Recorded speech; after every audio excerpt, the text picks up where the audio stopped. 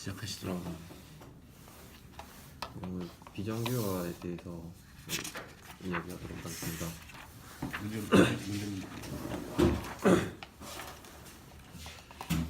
비정규어는 이제 정규어를 마친 후에 비정규어를 한 모델을 말하는데요. 여기서 이제 비정규어랑 반정규어, 역정규어는 모두 같은 의미인데 여기서 필자는 비정규어가 이제 역정규어를 포함하고 이제 반정규어라는 말은 이제 별로 안 좋아한다고 합니다. 그리고 이제 비정규어는 크게 두 가지 방법으로 나뉘는데 하나는 이제 정규어를 거꾸로 하는 이 역정규어가 되고 두 번째는 정규어 모델의 중복 속성을 채택하는 것입니다. 그리고 이제 비정규어형을 사용하는 목적은 이제 단지 조의 성능을 향상시키기 위해서입니다. 그래서 이제 밑에 그림 7.1을 보시면은 일반적인 정규형 모델이고요. 그 아래에는 이제 그 모델을 역정규어한 비정규형 모델 예시고 우측에는 중복 속성을 사용한 비정규형 모델입니다. 네, 그리고 비정규어 원칙과 비정규어 단점에 대해서 말씀드릴 건데 데이터 무결성이 우선이지만 조회 성능에 문제가 있을 때는 이제 비정규어를 고려하게 됩니다. 그리고 이제 반드시 정규어한 후에 비정규어를 거치게 되고 이제 중복 속성은 가능한 사용하지 않으며 수출 속성은 일부 사용할 수 있다고 합니다. 그리고 이제 비정규어는 여러 가지 단점이 존재하는데 총 7가지 단점을 필자가 정리해 놓았습니다. 첫 번째는 정합성 훼손으로 이제 중복 속성이 이제 항상 원본 속성의 값으로 맞춰야 되기 때문에 여러 개의 중복 속성을 이제 원천 속성에 사용하게 되면 원천 속성에 대해서 중복 속성을 사용하게 되면 이제 관리가 어려워지고요. 두 번째로 이제 쓰기 성능이 저하됩니다. 당연히 이제 중복 추출 속성이 사용되면은 그 원천 데이터랑 이제 값을 일치시켜야 되기 때문에 이제 쓰는 게 상대적으로 많이 걸려서 이제 비용이 발생하게 됩니다. 그리고 세 번째로 데이터 성격이 명확해집니다. 중복 속성 때문에 이제 엔터티 자체의 성격이 이제 명확하지 않을 수 있습니다. 그리고 네 번째로 모델 확장성이 저하가 됩니다. 분도더기가 많은 비정규형을 수정하는 것은 이제 어렵기 때문에 확장성이 떨어집니다. 다섯 번째 이제 개발하기 어려워지는데 그 데이터 정합성을 이제 체크해야 될 경우 중복된 속성은 이제 DB에서 맞출 수가 없고 어플리케이션에서 완벽하게 일치시켜야 되기 때문에 이제 골칫거리가 된다고 합니다. 여섯 번째 공간 차지인데요. 당연히 데이터가 많은 테이블일 경우 이제 중복 속성으로 인해서 데이터베이스 공간을 많이 차지하게 됩니다. 일곱 번째로 일부 조회 성능 저하가 발생하게 되는데 특정 요건의 조회 성능을 떨어뜨리게 되고 이제 인스턴스의 길이가 이제 늘어나면은 하나의 블록에 이제 인스턴스가 데이터 자체로 인스턴스가 커서 이제 블록 두 개의 이제 그 인스턴스가 나눠서 들어가게 되는데 이로 인해서 이제 조회할 때 여러 블록을 사용하기 때문에 조회 속도가 늦어질 수 있습니다. 네. 그 비정규어 과정인데요. 이제 좋은 비정규형 모델이 되려면은 이제 아래와 같은 과정을 거칩니다. 첫 번째로는 함수 정수성을 적용해서 이제 무조건 정규어를 해야 되고요. 그 다음에 이제 정규어를 했는데도 이제 성능 문제 발생 요건이 이제 도출되면은 그때 이제 비정규어를 고려하는데 근데 그에 앞서서 이제 비정규어 외에 다른 검토를 이제 먼저 다른 방안을 이제 검토합니다. 그러니까 이제 예를 들어서 뷰를 사용해서 조인 문제를 해결할 수 있는지 검토하고 이제 파티션도 검토하고 이제 뭐 그 힙 테이블이 아니라 이제 클러스터링이나 IoT 같은 특수 형태의 테이블을 사용해서 이제 그런 성능 문제를 해결할 수 있는지 검토를 합니다. 근데 그럼에도 불구하고 이제 속도가 개선되지 않으면은 그때 이제 비정규어를 수행하게 되고 그래서 이제 비정규어를 수행해야 되면 이제 정합성 구한 방안을 검토해야 한다고 합니다.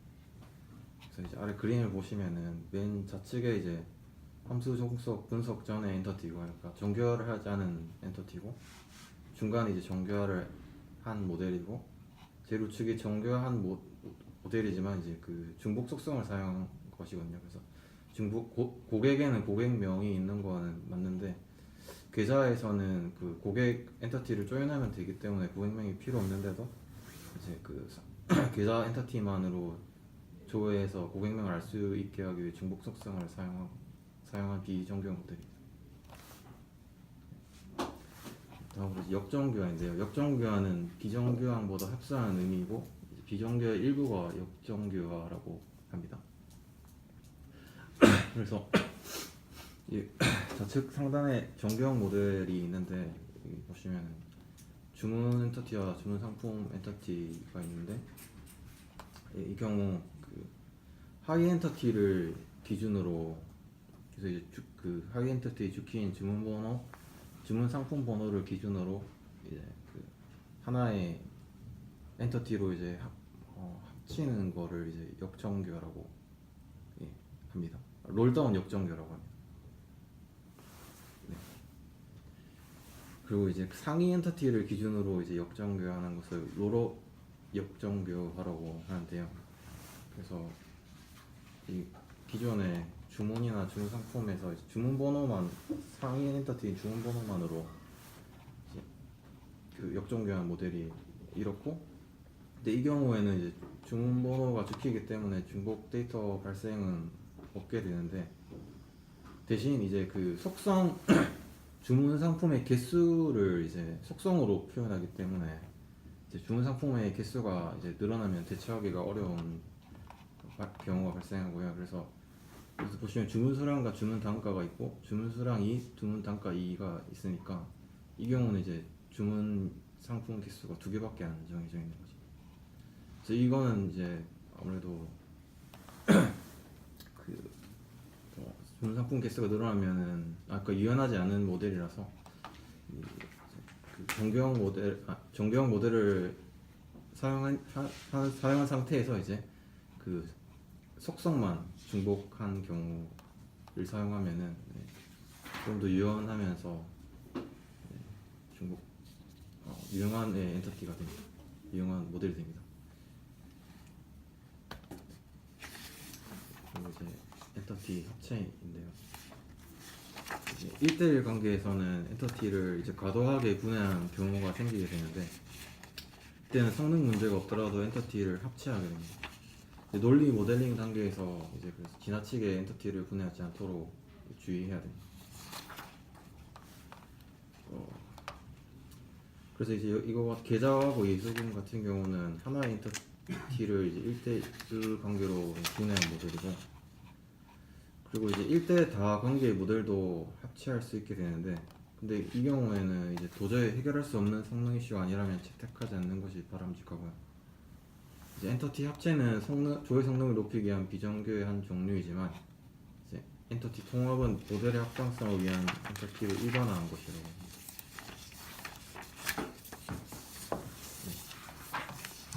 이제 엔터티를 이제 분해하는 것은 엄밀히 비정교화는 아니지만 넓은 의미에서 이제 비정교화에 포함된다고 합니다. 엔터티를 분해하는 이유는 이제 성능이나 관리 효율성을 높이기 위해서입니다. 그래서 이제 엔터티 분해하는 방법도 크게 2가지가 있는데 엔터티 수직 분해랑 수평 분해가 있습니다. 그러니까 수직 분해는 쉽게 말하면 그 1대1 관계로 이제 속성을 이제 분리한다는 거거든요. 속성을 이제 새로운 엔터티로 하나 만들어서 거기에 분리하는 거고, 그래서 이제 수직 분할을 하는 이유는 이제 한 개의 데이터 블록에 중요한 인스턴스를 많이 저장할 수 있기 때문입니다. 즉 이제 중요하지 않은 속성을 별도의 엔터티로 분리해서 해당 엔터티에는 중요한 속성만을 저장하기 위해서입니다. 그래서 같이 조회되는 속성에 대해서는 I/O 감소로 성능이 개선됩니다. 그리고 이제 로우 체이닝이나 로우 마이그레이션도 감소해서 성능이 좋은 영향을 끼친다고 합니다. 그리고 이제 엔터티 수직 분해하면은 일부 속성에 대한 보안 적용 시 보안도 이제 그 보안을 위해서 이제 속성을 수직 분할할 수도 있습니다. 그래서 이제 로우 체인이랑 로우 마이그레이션은 좀 그 단어가 좀 어려워가지고 찾아보니까 로우 체이닝 같은 경우는 그 해당 블록이 있으면은 그 블록의 크기가 만약에 뭐 8kb라고 하면은 인서트할 데이터가 8KB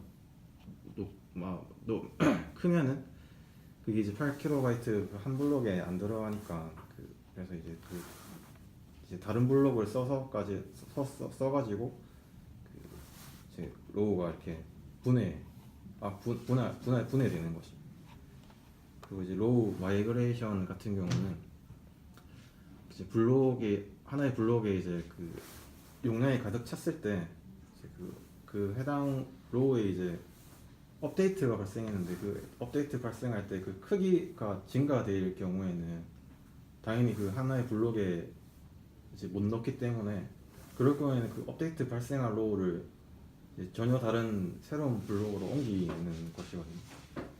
그래서 그 기존 블록에는 이제 행 정보 데이터만 있게 되는데, 근데 로우 마이그레이션 같은 경우 이건 업데이트이기 때문에 조회 성능이 업데이트인데 그 크기가 클 때만 이제 발생하는 건데 여기서 조회 성능 인서트일 때도 발생해. 인서트요? 로우 마이그레이션? 그래. 근데 그럼 뭐 네, 저는 업데이트 로우 체이닝이 네. 그 뭐야? 아니 그러니까 로우 마이그레이션 데이터만 제가 말씀드린 건데 로우 체이닝 인서트. 네. 어쨌든 간에 네. 특정 블럭이라는 것 자체가 DB의 그 데이터의 가장 작은 단위잖아. 작은 네. 단위인데 그 안에 모든 로우가 동일하게 들어갈 수 없어. 아, 예, 그렇죠. 네. 어? 모든 로우가 여기에 세 로우가 들어갈 수 있어. 근데 8K짜리잖아. 네. 한 로우가 만일 한 로우가 1K다 그러면 8줄이 들어갈 거고 네. 8로우가 들어갈 거고 한 로우가 만일 3K야. 그러면 로우 체이닝이라든지 로우 마이그레이션이 반드시 발생할 수밖에 없다고. 네. 근데 이게 네. 블럭 단위인데 네? 수직 분의 이유가 저거야. 그럴 수도 있죠. 그럼 진행하세요. 네. 네. 잠깐만. 예. 어떻게 분해하는데? 예? 분해하는 방법이 없잖아. 분해하는 방법이요? 엔터티 분해 수직 네. 분할하는데 어떻게 분해? 이거 예시 나온. 예시에 설명 다 돼 있어? 네, 이거 간단하게. 그럼 설명해 봐. 네. 그 방법을 써놓고 설명을 하는 게 낫지 않을까? 아, 방법이요. 엔터티 분해하는 방법. 엔터티 분해하는 방법. 그냥 이거 분해해야 네. 된다고 돼 있는데 네. 어떻게 분해? 뭘 가지고? 그냥 아무렇게나 막 쪼개? 그냥 여기 예시만, 그러니까 뭐 널값이 포함된 엔터티는 이렇게 쪼개서 하고 뭐 이렇게 굵직하게 예시만 들어주더라고요. 네. 예. 설명해 봐. 네. 그래서 이제 여러 가지 경우가 있는데 첫 번째 같은 경우는 핵심적으로 사용되는 실체 엔터티나 행위 엔터티 등의 주요 엔터티 같은 경우는 이제 그 거래 내역과 과세 내역은 하나로 원래는 하나의 엔터티로 표현할 수 있는데 이제 과세 내역은 주로 거래 내역이 이제 중요한 거고 과세 내역은 그렇게 자주 줘야 되는 게 아니기 때문에 이렇게 일부 속성을 별도로 분리한 모델이라고 하고요.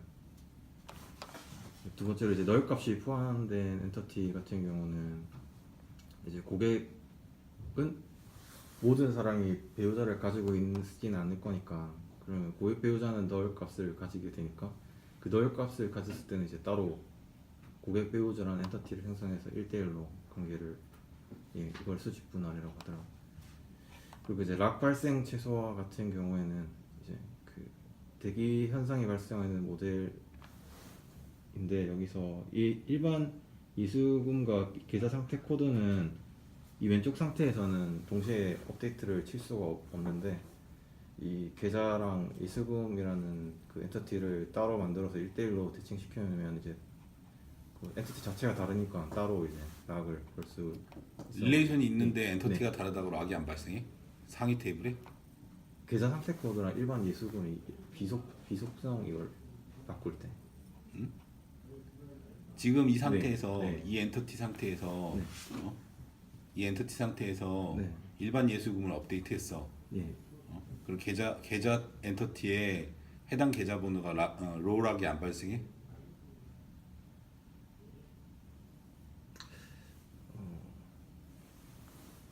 실제로 안 해봐가지고.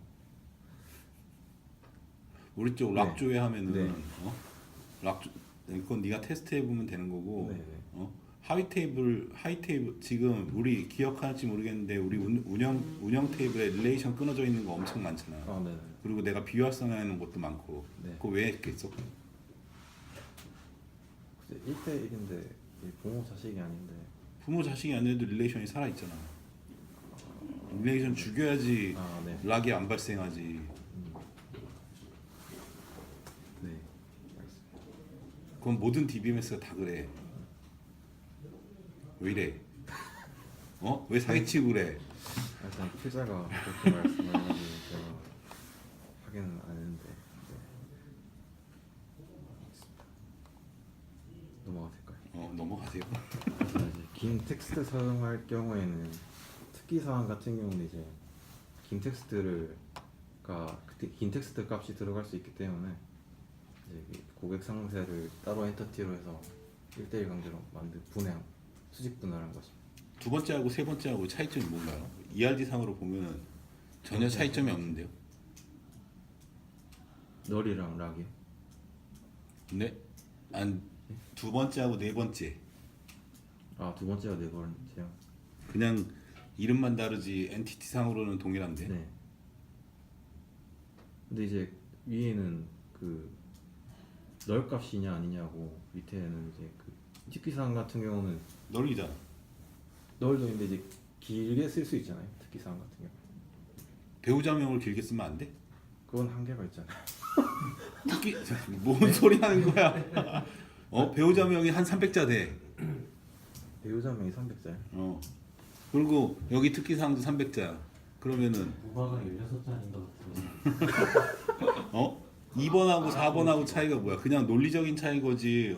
모델상에서의 지금 차이가 전혀 없잖아. 네. 그리고 고객 상세에 특기사항 하나밖에 없는데 속성이 네. 저게 왜 널러블이야? 일단 필자가 네, 좀 예시를. 네. 아니야. 일부러 네. 이거는 저자가 예. 거기에 대한 예시를 넣기 위해서 이렇게 분리를 한 건데 2번하고 4번은 엔티티 모양으로만 보면은 다른 점이 하나도 없어. 그럼 이 네 번째는 그 C랍 만약에 사용하는 경우가 있으면 그때 C랍을 하더라도 저게 널러블일 이유가 없잖아. 어쨌든 어쨌든 널에 의해서 하는 거든 긴 텍스트를 사용하는 거든 네. 그리고 C랍 같은 경우에는 이렇게 엔티티 분해하지 않고 역으로 꼽는 경우가 있어. C랍을 키 엔터티로 만들어가지고 그건 나중에 내가 보여줄게. 넘어가시죠. 네. 다음으로 이제 요약 엔터티입니다. 요약 엔터티는 이제 오늘 잠까칠해 블랙. 5,000 데이터를 대상으로 합계나 집계 등 미리 계산한 데이터를 이제 저장한 엔터티입니다. 그래서 다른 이제 비정규 방법과 마찬가지로 조회 성능을 즉각적으로 향상시킬 수 있고요. 요약 엔터티의 정확성을 맞추는 방법에는 두 가지가 있는데 이제 실시간 적용하는 것과 이제 특정 시간에 배치를 적용하는 것이 있습니다. 그리고 이제 극적인 성능 향상 효과만으로 무분별하게 많이 생성해서는 안 되고 정합성을 맞추기 어렵기 때문에 요약 엔터티는 원천 엔터티당 하나가 바람직합니다. 그래서 이제 모델 보시면은 이제 거래 내역 이제 원천 엔터티가 있고 이제 집계한 일별 거래 집계라는 요약 엔터티가 있게 되는데 여기서 이제 릴레이션이 1을 보시면은 이게 거래 발생 시 이 집계고요. 그리고 이제 릴레이션 2 같은 경우는 이제 전날의 거래 집계만 저장한 것입니다. 네. 그래서 이제 거래 내역에 보시면은 이게 첫 번째 획분과 이 두 번째 행 거래 금액 합치면 350이고 이제 세 번째 네 번째 하면 450인데 릴레이션 1 같은 경우는 거래 발생 시마다 집계하니까 실시간 적용이 되고 이제 릴레이션 2는 전날의 거래 집계만 저장하기 때문에 특정 배치로 이용해가지고 이제 하는 것입니다. 예? 네.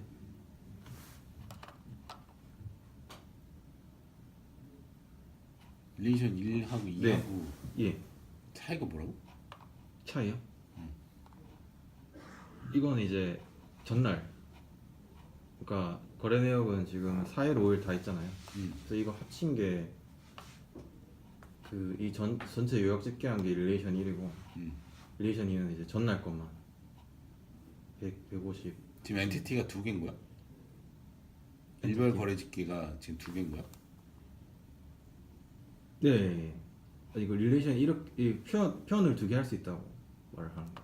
그 예를 네, 예를 들어서 들어서 두 개. 두 개. 릴레이션 그래서 발생 시마다 업데이트가 예. 되는 거고, 그럼 이전 날은 업데이트가 안 일어나니까 최근 데이터가 오는 거고, 이가 약간 통계성 하루치. 이게 1하고 2의 차이가 뭐지? 그래서 집계 방식만 다른 거야? 네? 아니 집계가 그래서 이제 오늘 거 하려면 1 보고 어제 거 하루치씩 보면 2 보고. 그래서 이제 제가 틀린 게 있는데 그래서 그 필자는 이제 릴레이션 1은 그냥 바로 보면 되잖아요. 근데 이제 릴레이션 2 같은 경우는 원천 데이터에서 오늘 건을 뽑아가지고 그거랑 릴레이션 2랑 합쳐가지고 알 수 있도록. 그래서 이제 뭘 얘기하는 건지 모르겠다. 그래요. 어쨌든 네. 일별 거래 집계라는 저 엔터티 만들어가지고 거기다가 네. 데이터를 넣는 거고 예 맞아요. 지금 뭐 릴레이션 1 같은 경우는 거래 발생 시 집계한다는 거고 2는 뭐 전날 집계만 하는데 그거를 네. 뭐야 2번 같은 경우에는 뭐 배치성으로 하고 릴레이션 1번 같은 경우는 트리거 가지고 하고 뭐 이런 식으로 되는 거야? 네 실시간으로. 네. 네, 그리고 알겠습니다. 네.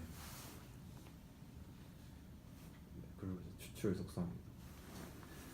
이제 추출 속성은 기존에 존재하는 속성의 값을 추출하여 저장한 속성을 말하는데 기존 속성의 값을 이제 더한 값, 카운트한 값, 최근 값, 이전 값, 최대값, 최소값, 평균값, 여부값 등의 속성을 이제 전부 그 추출 속성이라고 이제 필자가 말합니다. 그래서 이제 기존 값을 그대로 복사해서 사용하는 이제 중복 속성도 이제 추출 속성에 속한다고 합니다. 근데 이제 약간 좀 왔다 갔다 하는 게 이게 중복 속성이 추출 속성이 중복 속성을 포함한다고 하는데 그 앞에서는 뭐 같다라고 해놓고 좀 왔다 갔다 하는 그런 게 좀 있는 것 같은데. 추출 속성이든 중복 속성이든 이미 존재하는 속성의 값을 재사용하는 것이므로 이제 또 같은 개념이라고 하고, 하지만 추출 속성보다는 중복 속성이 더 문제가 되기 때문에 추출 속성을 중복 속성과 구별한다라고 합니다. 간단하게 추출 속성하고 중복 속성 예를 들어봐. 중복 추출 속성, 별 속성. 추출 속성 같은 경우는 이제 뭐 회원의 이제 그 회원 테이블에 생년월일 테이블이 있으면은 거기에 나이 속성을 만약에 추가하게 되면은 생년월일 가지고 나이 그 속성을 알 수 있기 때문에 나이 속성 추출 속성이 되는 거고, 중복 속성은 제가 아는 그런 뭐 주문이나 상품 쪽에 이제 그 동일한 뭐 상품명 이런 식으로 중복해서 쓰는 그런 거라고 했어요. 그걸 알면 됐어. 뭐 어렵게 생각할 필요 없어. 네. 구분할 줄 아시면 되지 뭐. 네. 그래서 이제 추출 속성을 사용하는 목적은 미리 추출해서 보관한 값을 필요한 시점에 사용하기 위해서입니다.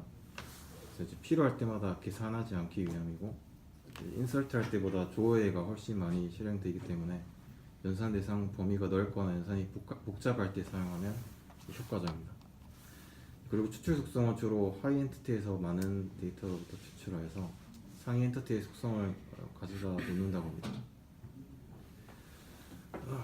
이제 기초 속성처럼 변한 추출 속성이 있는데 이제 잔고 금액과 같이 업무상 기초 속성처럼 굳어버린 속성은 이제 당연히 채택해야 한다고 하고요. 그리고 계좌나 계약 엔터티 같은 주요 엔터티에 추출 속성이 많이 존재한다고 합니다. 그래서 이제 뭐 예시들이 있죠 나와 있는데 첫 번째 예시는 이제 더한 값을 추출 속성으로 사용한 이 모델이고요. 그래서 이제 그 하위 주문 상품을 기준으로 이제 주문 총 금액을 구한 이 주문 총 금액 속성이 추출 속성이 됩니다. 두 번째로 이제 총 횟수를 추출 속성으로 사용한 모델인데 여기서도 이제 회원 하위 엔터티인 회원 로그인에서 그 비밀번호 연속 오류 여부를 가지고 이제 비밀번호 연속 오류 횟수를 이제 구하게 되는 이 속성이 추출 속성이 되고요. 그리고 이제 처음 값을 추출 속성으로 사용한 세 번째는 처음 값을 추출 속성으로 사용한 모델인데 여기서 보험 계약 그 마지막 속성 보시면은 조회 보험료 조회 보험료 초회 보험료. 초회 보험료 납입일자로 이제 그 처음 값은 굳이 이 속성이 없어도 알 수 있는데 이걸 넣어놨기 때문에 이제 추출 속성이 되고 그리고 이제 최종 값을 추출 속성으로 사용한 모델 여기 최종 거래일자가 되는 거고 이제 추출 관계를 추출 속성으로 사용한 모델인데 여기서 최종 거래 번호 이 선은 필요 없어도 이 선이 없더라도 이제 최종 거래 번호를 알 수 있는데 이제 굳이 넣어 놓기 때문에 추출 관계를 추출 속성으로 사용한 모델이 되겠습니다. 이제 두 번째 예시인데 거의 그냥 거의 앞에 설명한 거랑 거의 똑같습니다. 앞에 거는 밑에 거 보시면 이제 이전 값을 추출 속성으로 사용한 모델인데 이거는 그 이전 변경된 값이랑 현재 값을 동시에 가지고 있는 모델을 의미하거든요. 근데 나중에 뒤에 따로 또 설명했어가지고 그 뒤에 따로 설명했어요. 이제 추출 속성은 기존에 존재하는 속성의 값을 추출하여 저장한 속성을 말합니다. 여러 단계를 거쳐 상위 엔티티를 조인하면 성능이 저하될 수 있기 때문에 해당 엔티티와 직접 관계를 관리합니다. 그래서 여기 보시면은 이 엔티티의 A 속성은 이제 추출 관계가 되는 거죠. 이게 A, B, C, D를 통해서 조인해서 알 수 있는데 이제 다이렉트로 A랑 관계를 맺었기 때문에 추출 관계를 추출 속성으로 사용한 모델. 그리고 주식별자 값으로 추출 속성을 만들면 안 되고요. 마찬가지로 추출 속성이 주식별자에 포함돼서도 안 되고 이제 일반 속성이라도 주식별자에 포함되면 안 된다고 합니다. 이제 여기 보시면은 만약에 계좌번호를 이제 연도 지점 순번으로 이제 그 주식별자의 체계를 만들어 놓고 그 속성으로 이제 계절 지점 번호를 만약에 만들어 놨다고 하면은 이 경우에 이제 계절 지점 번호가 만약에 바뀌게 되면은 주키도 변경이 되기 때문에 사용하면 안 된다라고 글자는 말합니다. 네 맞나요? 맞아. 네. 원래 우리 처음에 할 때 PK 정의하는 방법 자체 설명할 때 요 얘기가 나왔어. 요 얘기가 네. PK를 정할 때 어떤 규칙을 가지고 만드는 것보다는 이런 가상 키를 만드는 거잖아. 어차피 계좌번호 가상 키잖아. 거기에 대한 부분들을 만들 때는 항상 차라리 시퀀셜한 걸 쓰지 어떤 규칙으로 인해서 속성이 변경될 때 키가 변경돼야 하는 현상이 발생하지 않도록 설정하는 게 좋다는 얘기를 했었어. 네. 왜 틀렸다고 생각했어? 이게? 아니요 맞는데 그냥 확인하고 싶어요. 그럼 네가 아나 모르는데 아니 그런 거구나. 그런 말 한다. 그리고 이제 계좌를 이 밑에 같은 경우 시점 값을 추출 속성으로 사용한 것인데요. 이 계좌를 개설할 당시의 시점 데이터인 계좌 엔터티의 고객명 속성을 이제 계좌를 거쳐서 고객명 이력으로 잘 수 있는데 이제 계좌의 고객명을 갖다 놨기 때문에 추출 속성이라고 합니다. 그리고 요약을 하면은 추출 속성은 이제 원천 데이터가 변경될 때마다 추출 속성 값도 업데이트해야 되므로 데이터 정확성이 맞추기 어렵습니다. 그리고 이제 심각한 성능 문제가 없다면 추출 속성을 사용하지 않는 것이 바람직하고요. 그리고 만약 추출 속성을 사용하면 원천 데이터와 값을 동일하게 유지해야 되기 때문에 이제 정확성을 맞추기 위해서 이제 어플리케이션 단에서 대책을 마련해야 돼요.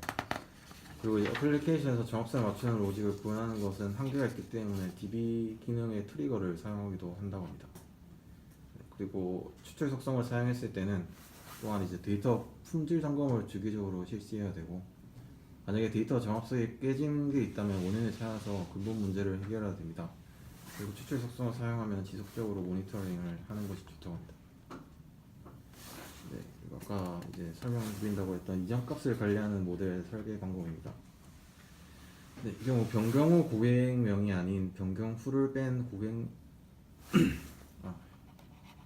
그러니까 여기서 그 일반적인 이런 아래 그림에서 7.41 보시면은 일반적인 이력 모델 같은 경우는 그 고객명 이력에 과거의 과거 데이터만 이제 들어가게 되는데, 이제 중복 속성을 사용한 모델 경우에는 그 과거랑 이제 현재 그 값도 동시에 들어갈 수 있도록 설계한 모델이고, 그래서 여기서 그거 밑에 아래 거에 대한 설명인데, 이제 변경 후 고객명이 아닌 변경 후를 뺀 고객명은 고객명이라고 한 이유는 이제 중복 속성을 명확히 하기 위해서 한다는 것이고요. 이거는 필자가 사용하는 방법인 것 같습니다.